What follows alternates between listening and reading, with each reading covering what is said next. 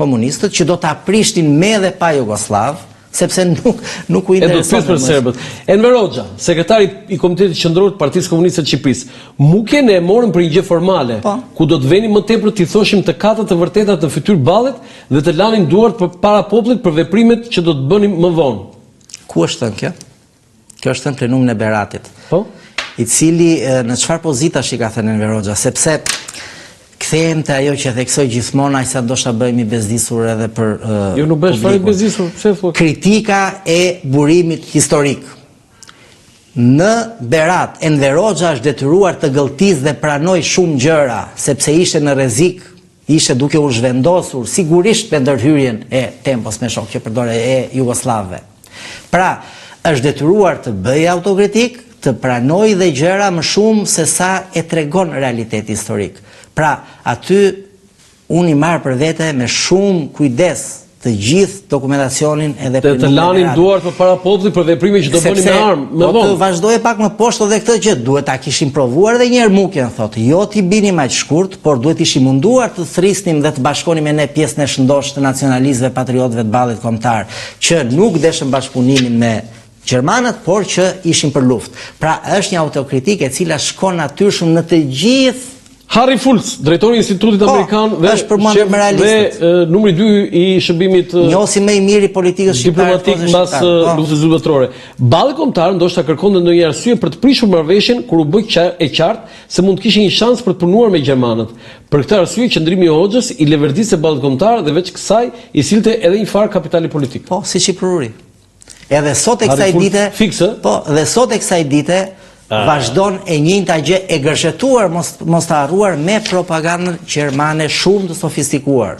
Tani, me që ti e botove këtë studim në Beograd, ku është roli serb dhe jugoslav këtu? Roli është që unë e përjashtoj ndikimin jugoslav në prishjen e kësaj marrëveshje, e përjashtoj në bazë. E përqekan ata këtë shkrim tani? Jo, ata mendojnë që si Mukja dhe shumë gjëra tjera u dirigjuan pikërisht në Jugoslavi. Domethënë, qëndrimi zyrtar është që gjithë prishja e marrëveshjes do nga ata. Padyshim që Fronti, Partia Komuniste Shqiptare, shkurt Fronti, ishte në ndikim të pa diskutueshëm të Jugoslave. Ky është qëndrimi. Ti je poshtë. Unë them që në rastin e Mukjes, Enver Hoxha nuk kishte asnjë nevojë nga askush, jo vetëm nga jugoslavët, që të mos prishte një marrëveshje që nuk I interesonte as atij as Partisë Komuniste. Ka një logjik thjesht më dhe sot në politik.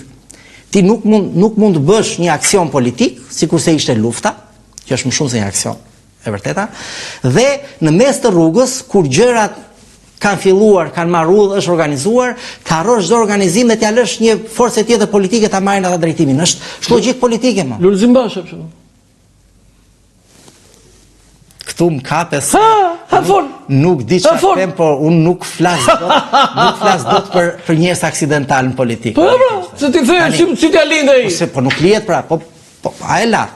Po partia si vazhdon. Nëse është tjetër. Do të thënë edhe një herë që tjetër bisedë. Tani, edhe humori është pranueshëm. Por realiteti ndryshon. Do të thënë, serbët, jugoslavët nuk kanë ndikuar thotë.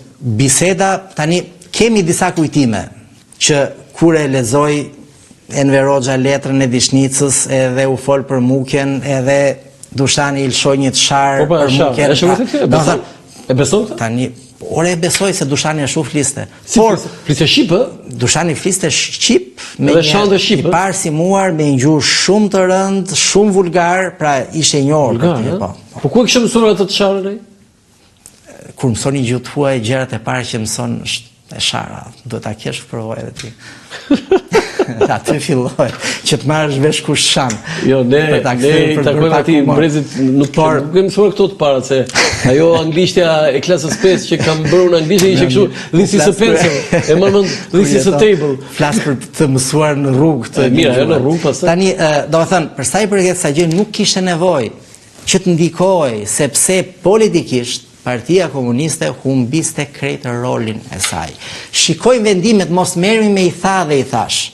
Vendimet janë shumë të qarta. Krijohet 2 organizime thelbësore në Mukje. Një politik, 12 veta, Këshilli ekzekutivi I përkohshëm, 6-6 dhe me kemi njësoj, por brenda 6 së kraut të frontit nuk ishin të gjithë komunistë. Edhe një herë të lutem regjia? Nuk është kjo ai dokument, por që Jo, lista. Lista po. Pra, Listat edhe prishej njerëz, madje po të duash, Po? edhe pjesa nacionaliste e frontit, përfshim Muslim Pezna Baskupin, kishin poste ushtarake, por jo drejtuese. Pra, praktikisht me krijimin e këtij këshilli ekzekutiv të përkohshëm që do ishte qeveria e së nesërmes, Po? e kishte marrë të gjithë drejtimin palli kombëtar. E para. E dyta, organizimi ushtarak, se jemi në luftë, flasim për politik, po për më tepër për veprime ushtarake. Krijimi i këshillave paralel, siç ishin këshillat nacional shkrimtar, pra u krijuan dhe struktura të reja në Mukje, Po? që zhvlerësonte tërësisht organizimin e deri atëhershëm të Pezës me këshillat nacional shkrimtar. Lutem edhe një herë nëse që mundur regjia Kështu që, për këtë që po flet. kështu që të dyja këto gjëra aspekte të rëndësishme ishin të pakapërcyeshme, jo për Enver Hoxhën, por për kushdo të kishte qenë kryet partisë. Vetëm ja kjo edhe një herë. Mund ta thuash edhe një herë, pra kemi prapë se kuptojmë ti 6-6 që theti. Tani- Si ishin 7-5? Po mirë më me atë numër Jo, delegacionesh. ishte me qëllim kjo?